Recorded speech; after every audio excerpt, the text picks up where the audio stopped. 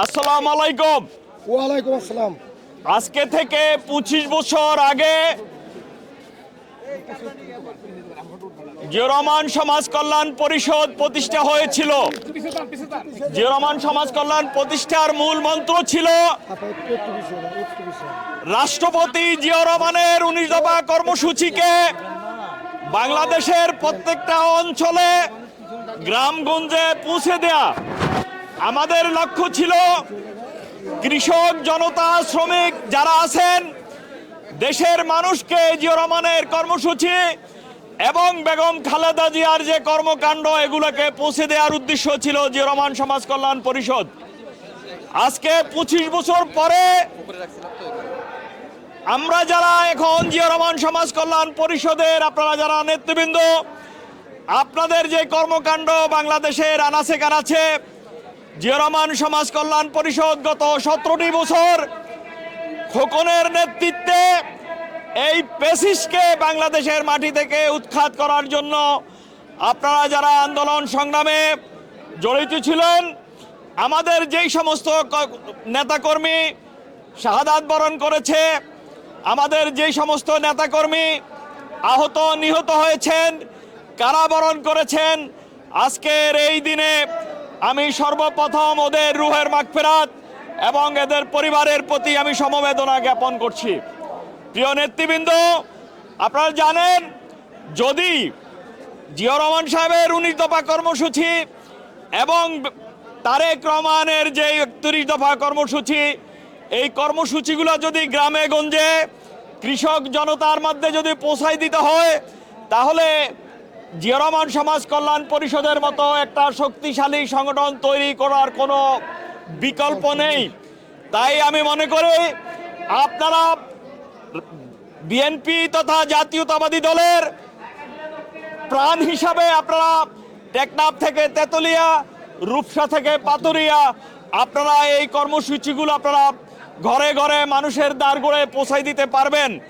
আমি মনে করি আজকের এই দিনে ২৫ বছরের এই রজত জয়ন্তী উপলক্ষে আমাদের শপথ হোক আমরা যেন বেগম খালেদা জিয়া, শহীদ রাষ্ট্রপতি জিয়া রহমান এবং তারেক জিয়ার কর্মসূচিগুলো যেন আমরা মাঠে ময়দানে কৃষক শ্রমিক জনতার মধ্যে যেন আমরা পৌঁছাই দিতে পারি।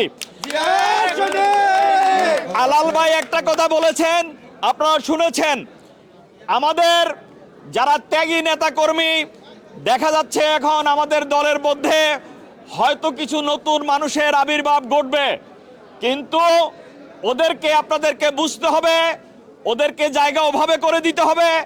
এবং এখন আমরা যেহেতু আলহামদুলিল্লাহ একটা পেসিস্ট মুক্ত বাংলাদেশে বসবাস করছি, জাতীয়তাবাদ এবং বেগম খালেদা জিয়ার আদর্শ, জিয়া রহমানের আদর্শ, তারেক জিয়ার হাতকে শক্তিশালী করার জন্য আমাদের নেতাকর্মীর আমরা যারা ছিলাম, যারা ১৫ বছর ধরে রাখছে এই নেতৃত্বকে, যারা মাঠে ময়দানে পরিশ্রম করছে, যারা মাঠে ময়দানে রক্ত দিয়েছে, সংগ্রাম করেছে, তাদের জায়গা যেন অটুট রেখে অন্য কারো জায়গা যেন ওখানে না হয় সেদিকে আপনারা দৃষ্টিপাত করবেন।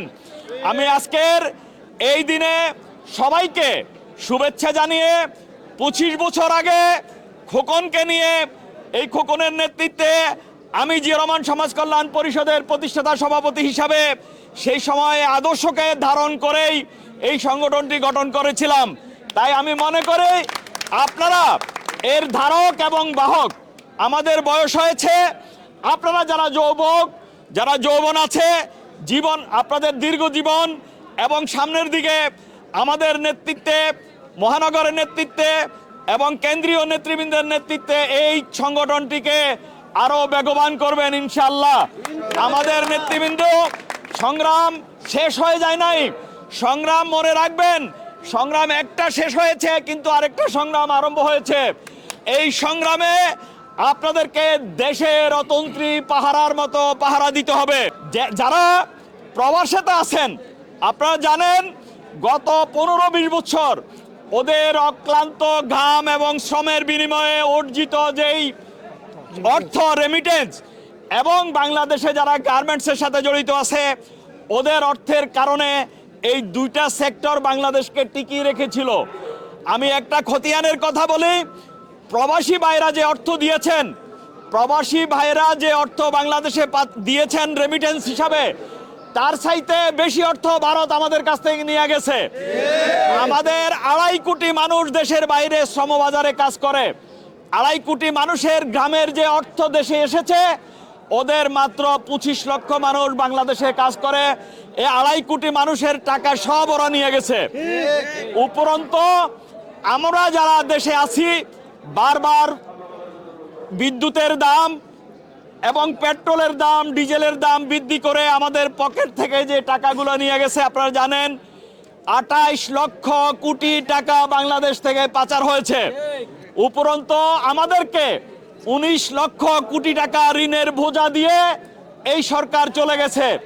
ওরা পায়তারা করছে আবার কিভাবে দেশের মাটিতে চলে আসবে এবং তাদের যারা পেতাত্তা ওরা কিভাবে দেশে রাজনীতি করবে সেটা চেষ্টা করতেছে। আমি মনে করি আপনারা প্রত্যেকটা অঞ্চলে অতন্ত্র পাহারার মতো আপনারা পাহারা দিবেন এবং জাতীয়তাবাদী শক্তিকে সমুদ্রিত করবেন, বেগম খালেদা জিয়ার হাতকে শক্তিশালী করবেন, তারেক জিয়ার হাতকে শক্তিশালী করবেন, যেসবের কেন্দ্রীয় যে নেতৃবৃন্দ আছে তাদেরকে সহযোগিতা করবেন।